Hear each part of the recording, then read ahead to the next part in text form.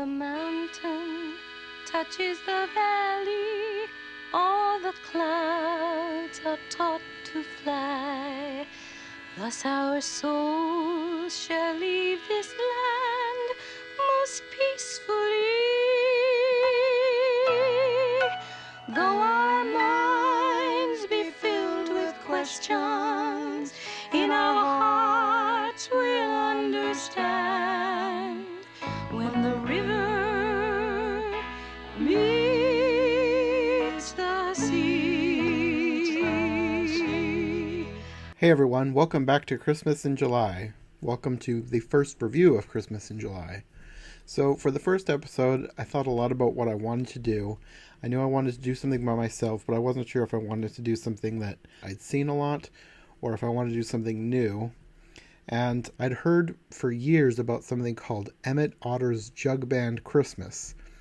And I didn't really know anything about it beyond the title, beyond that it was a Jim Henson production. So I tracked down a copy and I watched it tonight in preparation for this review. And I have to say, it was not what I was expecting, but at the same time it kind of was what I was expecting. I don't want to give too much away because I do recommend that you watch this one. It's just a really charming little short. It's not a short. It's not a movie, but it's not a short either. It's like 45 minutes long. I think it's probably some kind of a TV special. I don't know. I think it was made back in the 70s, maybe 80s at the latest, but it had a 70s feel to it.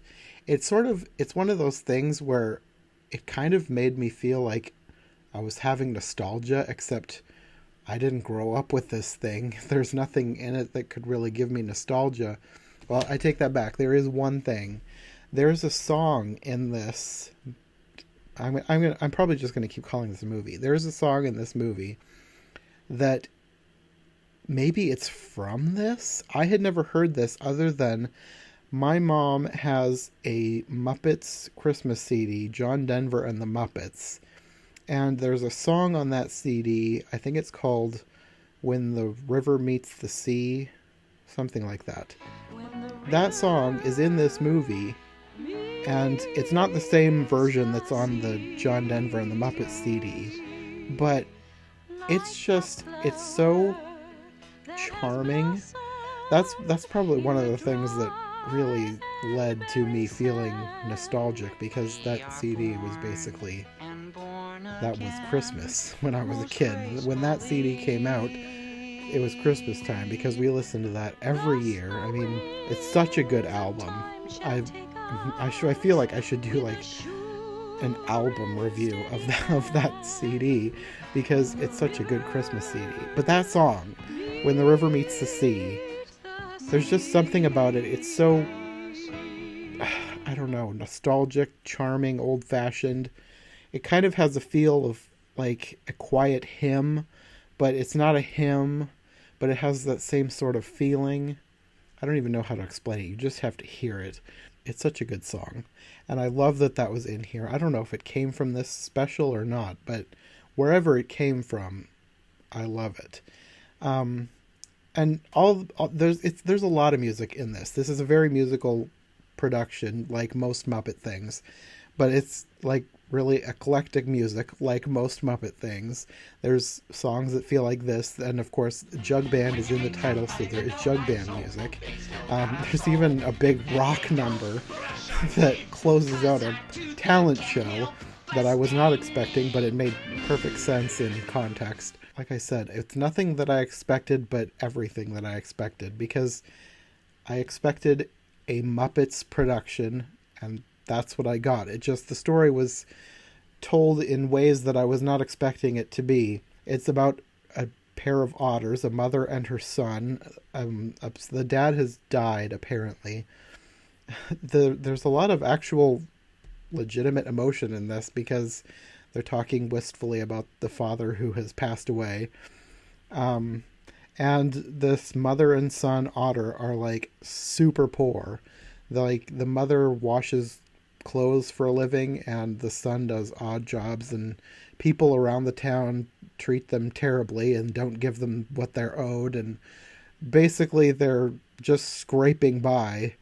And they both independently hear about a talent show that's going to pay $50 to the winner. So they both independently enter the talent show. The son enters with some friends. They form a jug band. And the mother enters as a solo act. And they end up... you know that old story... I'm trying to think of what it's called. It's by O. Henry, about a husband and wife who each sell something important so they can buy a Christmas present for the other. That type of story plays into this, except it doesn't have the same ending. You'd have to see it. You'll know what I'm talking about when you see this. I legitimately recommend this movie. It's really charming, and I really enjoyed it. It feels like something that should become some sort of a Christmas classic, something that you should watch every year. Like, I feel like I need to find this on Blu-ray. I don't know if they've ever released it on Blu-ray, because I had to track this down online because it's not something I'd ever seen for sale anywhere. But now I really want to own it. It's that good. I highly recommend it. I'm probably going to have a bunch of people watch it this Christmas, because it's totally worth turning into a Christmas tradition. I think that's going to be all I'm going to say about it, because I don't want to give too much away. It's a really good little movie, and definitely watch it. Okay, so that's it for this episode. My next episode is going to be with Sarah, and we're talking about The Snowman. It's another one that it's more than you think it will be. Anyways, you can look forward to that, and we'll see you in the next episode. Bye.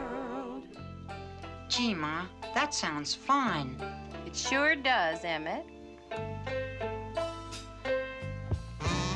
Some say our world is getting too small. So many things to learn, but we'll enjoy each lesson. I say with kindness, there's room for us all. Problems don't worry us when half the fun is guessing. Ooh. Our world is always changing. Every day's a surprise. In a lifetime of surprise.